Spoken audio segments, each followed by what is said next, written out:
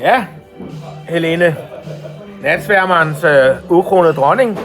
Vi sidder lidt her på Centerpoppen og får en lille skålskævert og tænker gode minder og rusten søm. Det er man jo i kæften i vores ungdom. Der har man lige sådan en rusten søm over i mundvinen. Det kan vi jo huske. Og en lakridsrød over i pibroden. Men det er jo ikke bare en almindelig dag, det er jo en stor dag. Og det er nemlig i dag, du har dobbeltjubilæum. Du har 25 års jubilæum på Udgårdsskolen, og du har 50 års jubilæum her på Centerpoppen. Og der skal vi nok tilbage til historikken. Holger Sommer Danske. Og det er jo en historik, som har gået herude på de brostensbelagte gader, hvor Helenes far, han greb grevlen og fangede fru Sommer, der gik i korte knæ og lange strømper. Og siden da har du vel nærmest været fast inventar her på Centerpoppen. Det er jo sådan så, at henne på væggen, der står skrevet Holger Sommer Danske. Han har været her. Og man har. Og det er der jo en lille historik i, fordi faktisk blev herre og fru Sommer, de blev jo hvide heroppe, og det forlyder, at far, han var i ringbrynje, og mor var i halmvest. Det var jo sådan så, at Søren Bukseløs og Preben Kølhale, de overtog jo Café Sommersko efter far Holger Sommer. Og det gav jo et afkast, så de har købt nogle jordlodder ude i Havdrup.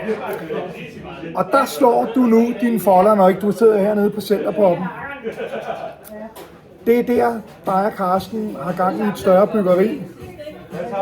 Ja, de snakker lidt om, at de har jo ikke helt midler her i byen til et nyt byrådsbygning. Der snakker de om, kunne man flytte det ud på Havdrup-hjørnet og bare kalde det Sommercorner.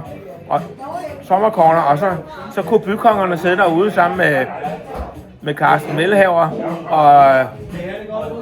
og Helene Glad i mund. Men egentlig, vi skal tilbage til Centerpoppen, fordi du lægger ikke super mange kræfter i det byggeprojekt i Havdrup. Det er jo hernede, du er det meste af tiden. Det er hernede, vi ser dig smile, hygge, glædes, danse rundt på gulvet sammen med dine nærmeste venner. Og det er vel efterhånden 4-5 gange om ugen, du slår dine folder her blandt ligesindede. Men det er også, der kommer det måske også ind, spiller det lidt ind, at du har så meget fritid. Og det er jo noget, det kan være rart, når ikke man har så meget at lave på sit arbejde, at man så kan komme herned tidligt hver dag.